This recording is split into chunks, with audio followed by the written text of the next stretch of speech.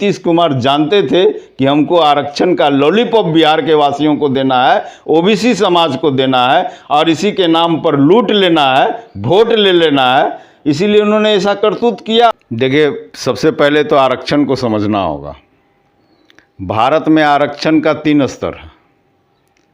SC ST में जात के आधार पर आरक्षण है। आप पासवान हैं, आप आदिवासी हैं, आप चमार हैं, आप धोबी हैं, तो जात आपका है तो आप उस जात के हैं तो मतलब आपको SC ST में आरक्षण मिलेगा।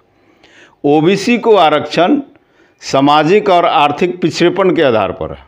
उनको सर्टिफिकेट बनाना पड़ता है कि हमारा इनकम कम है और सरकार एक कैलकुलेशन करती है, गणना करती है कि कौन सोसाइटी में सबसे ज़्यादा पिछड़ा है, उसको आरक्षण देना है, वो OBC आरक्षण है।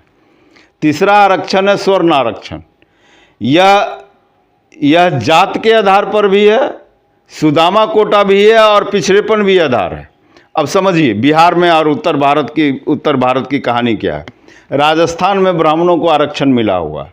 वह ब्राह्मण आरक्षण के बदौलत पढ़ लिख कर IAS हो जाता है, नौकरी IAS की प्राप्त करता है, उसको बिहार कैडर मिल जाएगा। तो यहाँ पर वो आरक्षित नहीं कहलाता है, वो अपने आप को ब्राह्मण के रूप में पेश करता है और आरक्षण के विरोध में नारा लगाता है, जबकि वो खुद उसकी नौकरी आरक्षण के बदौलत हुई। राजपूतों को आरक्षण है, बंगाल में कास्ट को आरक्षण है, लेकिन वो जब उसके अफसर जब बिहार में पोस्टिंग होंगे तो आरक्षण के विरोध में नारा देंगे। तो ये आरक्षण की हकीकत है। कास्ट मतलब लाला जी।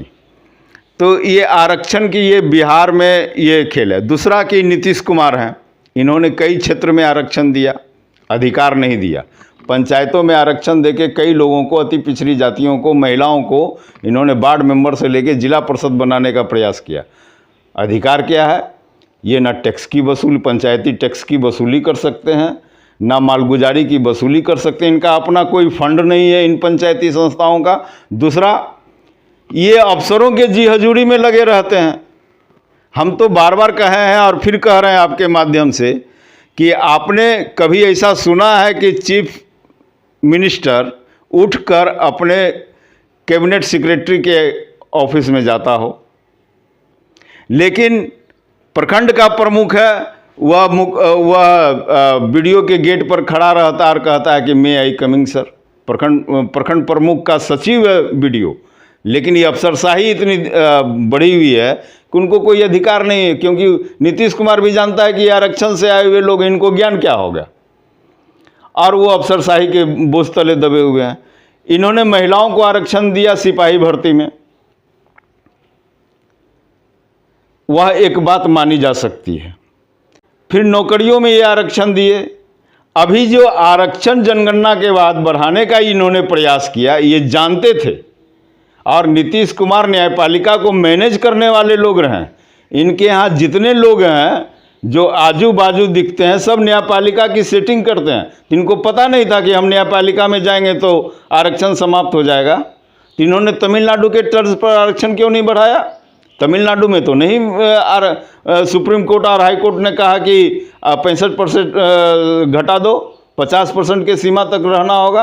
तो नीतीश कुमार जानते थे कि हमको आरक्षण का लॉलीपॉप बिहार के वासियों को देना है, ओबीसी समाज को देना है और इसी के नाम पर लूट लेना है, वोट ले लेना है। इसीलिए उन्होंने ऐसा करतूत किया और बिना संवैधानिक प्रावधान के केवल जनगणना के आधार पर इन्होंने आरक्षण की सीमा बढ़ा दिया।